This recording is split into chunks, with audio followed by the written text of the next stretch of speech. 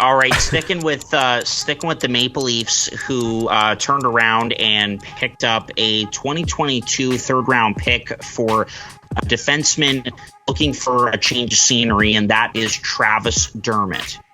Yeah, I mean, one guy in, one guy out here.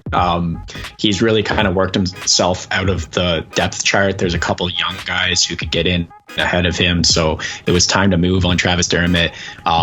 I don't really know what to think of this because it's a third round pick. I'll give Toronto a B- because they had to move the guy and they got something for it.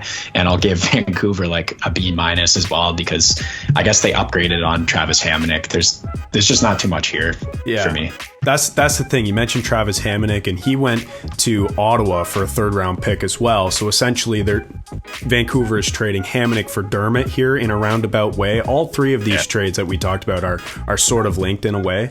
And so I'm going to give Vancouver here a B+ because I think Travis Dermot is still a good player, and I think he could legitimately be a top 4 defenseman, maybe a 4 defenseman, if he just plays to his potential. And we talked about back during the Seattle expansion draft that Dermot was a guy who was exposed because if you look at any of his sort of advanced analytics, he's regressed every season. And his role, anytime you give him a bigger role, he's not able to handle it. But I sincerely think that if he plays, with a steady partner and gets a fair shake in Vancouver, he could be really good for them. So I'll give him a B+. The Maple Leafs, I'll give them a C+ for this one because I do think they could have got more for Travis Dermot if they weren't in the circumstances that they were in, where he was on the outside looking in and teams knew that he wanted out. And Dermot actually requested a trade, even though I guarantee that killed him inside because he was a Leafs fan growing up and he loved being a Maple Leaf ever since he was drafted. The reality was he's just not going to play